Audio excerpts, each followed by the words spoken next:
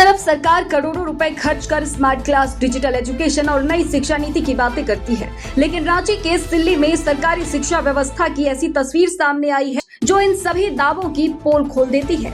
यहाँ 141 मासूम बच्चे हर दिन मौत की छत के नीचे पढ़ाई करने को मजबूर हैं। स्कूल भवन इतना जर्जर है कि बच्चे क्लासरूम में बैठने से डरते हैं। वर्ष 2018 से मरम्मत की गुहार लगाई जा रही है, लेकिन शिक्षा विभाग की नींद अब तक नहीं टूटी। सवाल ये है कि क्या विभाग किसी बड़े हादसे का इंतजार कर रहा है? देखिए हमारी ये विशेष रिपोर्ट। ये तस्वीर किसी खंडहर की नहीं बल्कि रांची जिले के सिल्ली प्रखंड स्थित राजकीयकृत मध्य विद्यालय बड़ा चांगडू की है। दीवारों में चौड़ी दरारें, टूटती छत और जर्जर कमरे। हालात ऐसे कि शिक्षक भी बच्चों को कमरों में बैठाने की हिम्मत नहीं जुटा पा रहे। मजबूरी में खुले बरामदे में पढ़ाई कराई जा रही है। रांची जिले के सिल्ली प्रखंड स्थित राजकीयकृत मध्य विद्यालय बड़ा चांगडू का भवन पूरी तरह जर्जर हो चुका है। दीवारों में दरारें हैं, छत टूट रही है और बारिश के दौरान स्थिति और भी खतरनाक हो जाती है। किसी भी समय बड़ा हादसा हो सकता है। यही कारण है कि बच्चों की पढ़ाई कक्षाओं के बजाय बरामदे में कराई जा रही है। प्रधान अध्यापक बताते हैं कि वर्ष 2018 से लगातार शिक्षा विभाग को पत्र भेजे जा रहे हैं, लेकिन हर बार सिर्फ आश्वासन मिला।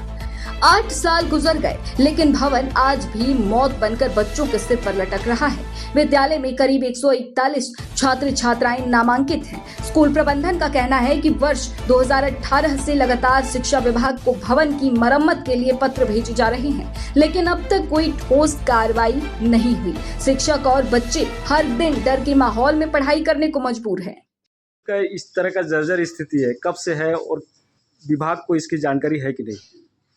मेरा नाम महेश्वर महतो है। मैं यहाँ 2003 से स्थापित हूँ।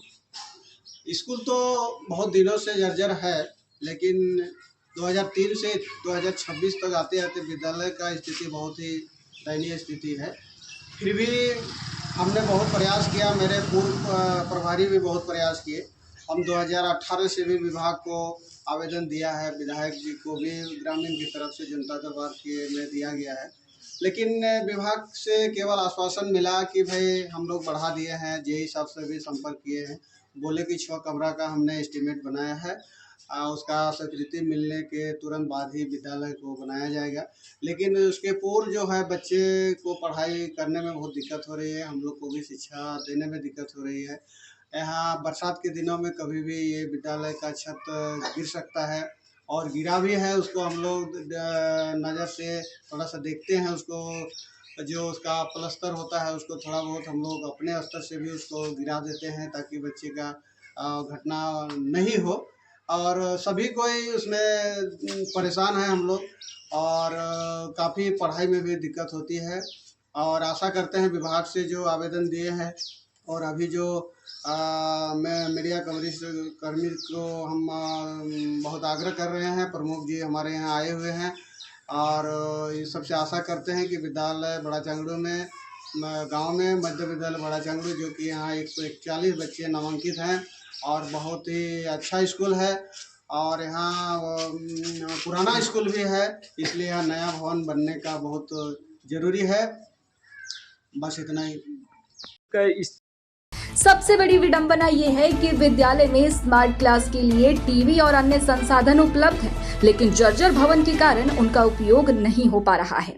सरकार डिजिटल शिक्षा का दावा कर रही है, जबकि यहाँ बच्चों को सुरक्षित कक्षा तक नसीब नहीं है। आप स्कूल के क्या है? मेरा नाम है हरदास माली, बड़ा चांगडू स्कूल का अध्यक्ष है। कब से स्कूल का स्थिति इस तरह है? 2018 से। आप लोग इसको लेके विभाग को किस तरह का लिखित दिए हैं? बस दिए हैं लिखित, सबको दिए हैं। अच्छा, क्या बोल रहे हैं विभाग के लोग? होगा बोल रहे हैं, होगा कब होगा। अब 2018 से अभी बच्चे को बरामदा में बैठ के पढ़ाया जा रहा है। कहाँ बैठाएं? बरसात के दिन में खाली बरामदा में बैठा गए, हमें तो अंदर बैठाते हैं।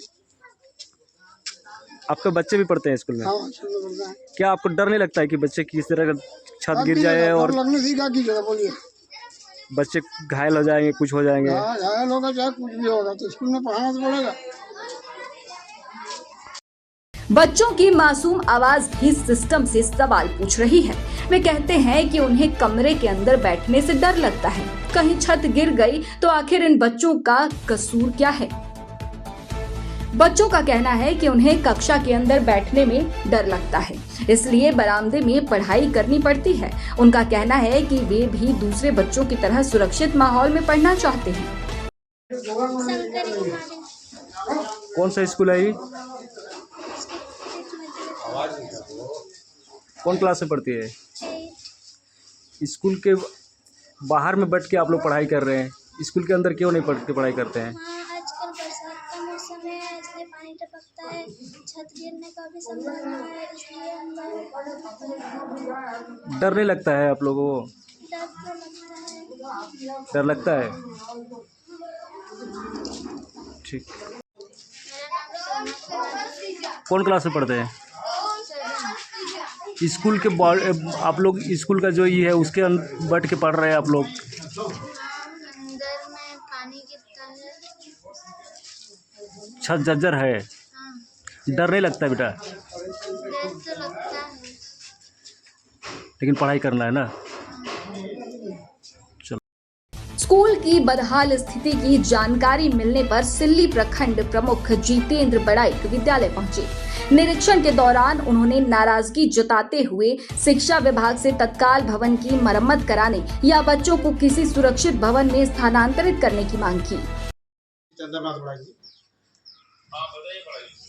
ये एक्चुअल में मैं अभी आया था बड़ा चांगड़ू जो मिडिल स्कूल है। डीएससी साहब बहुत इसका तो एकदम पूरा जर्जर स्थिति है, इसमें कुछ आगे कुछ कार्रवाई हुआ है कि हम लोग जहाँ भेजना था भेज दिया है जी। अनफॉर्चुनेटली डिस्ट्रिक्ट के पास कोई इस तरह का डायरेक्ट फंड नहीं है जी जी। और लगभग सभी स्कूलों की स्थिति मोरलेस है जहाँ पे नया एसीआर या फिर रिपेयर चाहिए जी जी। तो जो भी कंसर्न हमारे ऊपर की संस्थाएं हैं जी, उनको पता है, उनके पास एस्टिमेट हमारी तरफ से भेजा जाता है। अच्छा अच्छा। अब चलते वहाँ से आएगा हम लोग कराएंगे, या नहीं तो फिर आप सभी माननीय लोग आमंत्रित हैं, आप अपने स्तर से कुछ भी कराइए sir, you are most welcome. हम लोग उसको मतलब पहले दिन से लेकर स्वागत करेंगे। लेकिन एक चीज है डीएससी साहब, जब तक हम लोग इंतजार करेंगे तब तक कुछ घटना घटेगी तो उसका जिम्मेदारी कौन लेगा? मेरे हाथ में जितना है हम सब कर रहे हैं, जैसे एस्टिमेट देना, जिस विद्यालय के बारे में पता चला कि यहाँ पे घटना घट सकती है उसको त्वरित तरीके से नजदीक के किसी विद्यालय में या किसी सामुदायिक भवन में शिफ्ट करना। So that is what I am doing. इसके ऊपर में मेरे हाथ में ही नहीं कुछ है। अगर मेरे पास पैसे होते डिस्ट्रिक्ट फंड में कहीं कुछ भी तो अभी तक रिपेयर हो जाता नहीं है। नहीं तो तत्काल के लिए जैसे इसको शिफ्टेड करने के लिए कुछ, हाँ तत्काल के लिए हम अभी जो भी विद्यालय का नाम बोले बड़ा चांगड़ू, हम भेजते हैं अपना बीपीओ को और वहाँ से नजदीक में किसी विद्यालय में शिफ्ट करा देते हैं। That I can do. लेकिन एक चीज यहाँ हम लोगों ने देखा, ये सर लोग भी 2018 से प्रयास कर रहे हैं सब, लेकिन कम से कम तो इसको शिफ्टेड करने में भी थोड़ा सा विभाग को थोड़ा संज्ञान में लेना चाहिए कि बच्चे का कुछ भी आने वाला समय में कुछ भी न दुर्घटना नहीं घटे। हम लोगों ने पूरा संज्ञान में लिया और इसका एस्टिमेट से लेकर हर कुछ भेजा हुआ है। आज आपने बोला है अभी स्कूल एक सप्ताह के अंदर मैं शिफ्ट करा दूंगा नजदीक में कहीं 1-2 किलोमीटर के अंदर में। नहीं, उसको जितना जल्दी हो, 1-2 दिन हो, 1-2 दिन के अंदर यहाँ से शिफ्ट करवा दीजिए ताकि बच्चे सुरक्षित रहें। हाँ, पहले मैं अपने विभागीय किसी कर्मी को भेज के जी जी उसको पूरा मैं एस्टिमेट तैयार कर लेता हूँ, उसका पूरा खाका तैयार कर लेता हूँ कि कहाँ जा सकता है, कितनी दूर जा सकता है, किसी को नुकसान ना हो, या वो विद्यालय एक्चुअल में खुल रहा है उस हिसाब से पूरा ही कल परसों गिरने वाला हो, ये सब एकदम नहीं तैयार कर लेते हैं। उसके बाद फिर हम उस पर एक्शन ले लेते हैं। अच्छा आपने मुझे बता दिया। नहीं, मैं अभी ऑन स्पॉट में हूँ, इसकी स्थिति इतनी दयनीय है। मैं भेज रहा हूँ, डीपीओ को भेज करके उसको करा ले रहा हूँ, ठीक है? वो तुरंत 1-2 दिन के अंदर उसको शिफ्ट करवा दीजिए ताकि बच्चे किसी भी बच्चे के साथ दुर्घटना ना हो। मैंने आपने बता दिया, मैं इस पर काम कर रहा हूँ। थैंक यू, धन्यवाद। ये सवाल सिर्फ एक स्कूल का नहीं बल्कि उन सैकड़ों सरकारी स्कूलों का है जहां बुनियादी सुविधाओं के अभाव में बच्चों का भविष्य दांव पर लगा है। सवाल उन 141 बच्चों की जिंदगी का है जो हर सुबह किताबों के साथ मौत का खतरा भी लेकर स्कूल पहुंचते हैं। अब देखना होगा कि शिक्षा विभाग इस जर्जर स्कूल को कब तक नई पहचान दे पाता है। मुनादी लाइव के लिए कुमार अमित की रिपोर्ट।